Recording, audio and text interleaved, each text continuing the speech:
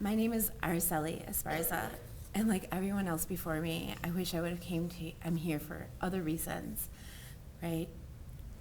My losses happened a long time ago, but most recently I interacted with Alana Rose Foundation. Why? Probably the same reason why there's 5 chairs that are empty right now on my table. There's always numbers that follow me. And it's because of my losses that I had between 2004 and 2006. And I have these angels. I don't know their names, not all of them. Some of them I did. And about a month ago, I got let go of my job. And I find myself at a coffee shop just feeling really low. And I turn the corner, and there is the Alana Foundation's flyer, and everything in my being is saying, Mom, do it. Call her, email her. And it was them. It's the little army of angels that follow me, that lift me up when I think that my life is just done. When I'm going through a turning point, they're there. They just always are. And they're united to this land.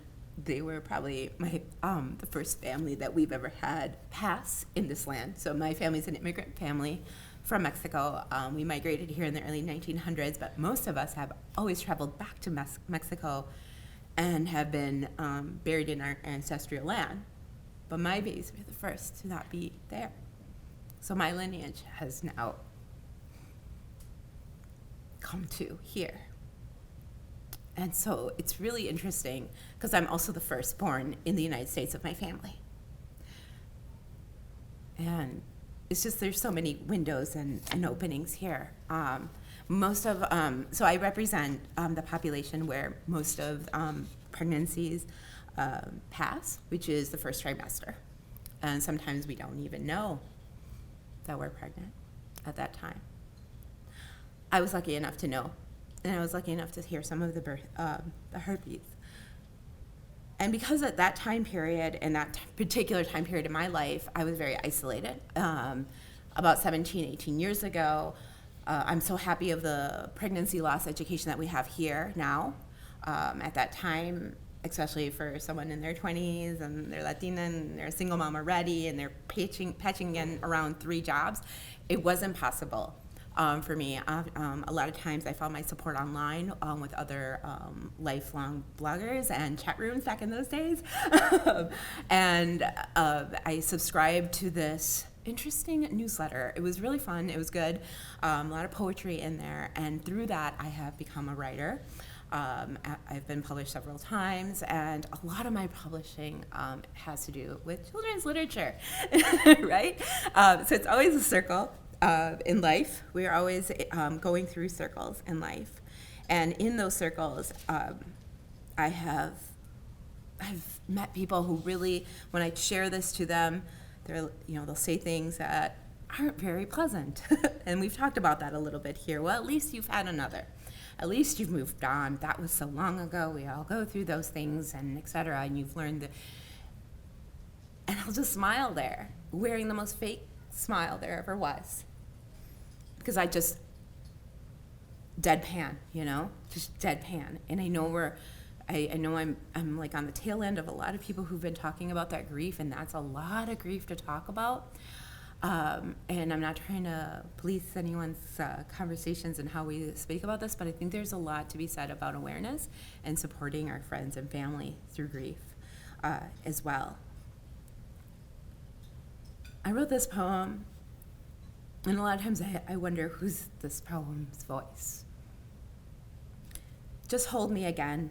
I missed you today. You left this morning to school. I stayed all day here on your bed, looking at your drawings, were all that I had to remind me that you were coming back, and I could see your clothes left on and off on the places of your room. I remember when you took me on your bike and we flew down the hill. I was wearing a pink butterfly outfit, and you had a new dress Mama bought you, hugging you and you telling me stories And me being in your stories are the moments where I come alive. Without you, I'm a toy, a donkey with a pink bow, possibly a flammable yet soft plush toy. And even though others know me as Eeyore, you name me Lump, and have decided that my blue outside is no indication of my gender. You call me she. And so throughout my journey, I've had these voices and these metaphors that come through, and I think it's them. It must be them. They are my muse. Early morning sleeper. She couldn't sleep at night, so she took the moon down and ate it up with a spoon. Belly moon. She lit the room with a glow from her tummy. Her doggie looked at her curiously. She danced and the stars began to pop into her room and do the boogie woogie into the night. Fluffy and plopped down, she went to bed. Stars twinkled her toes, clouds tickled her nose. Her belly moon giggled and wiggled. Her belly moon, clouds and stars lifted her through the bedroom window, through the gentle snow-covered city. Nothing to fear on this special night when you have a moon in your belly and the stars at your feet and the clouds as a safe pillow car zooming through the neighborhoods, backyards, forests, and back again to the buildings. A pink sky edged to the corner of the horizon. Belly moon began to rumble and the clouds tumbled. Not scared anymore, she felt that home was a place to go.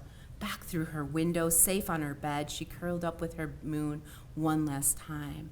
With the untied arms and a smile, her belly moon left, but not before telling her the silver secret. You are not alone. Though you are far away, you are always in my heart. And at dawn, when her mother saw the morning silver moon, she knew her daughter was finally asleep, curled up on her side, with a pillow in place of her belly moon.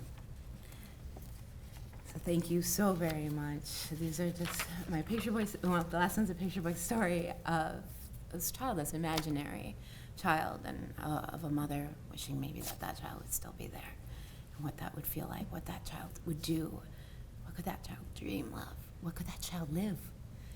And that is the imagination that runs with you throughout the night sometimes of all the things that they could have been. And that's why they are unreplaceable, irreplaceable in our hearts. Thank you.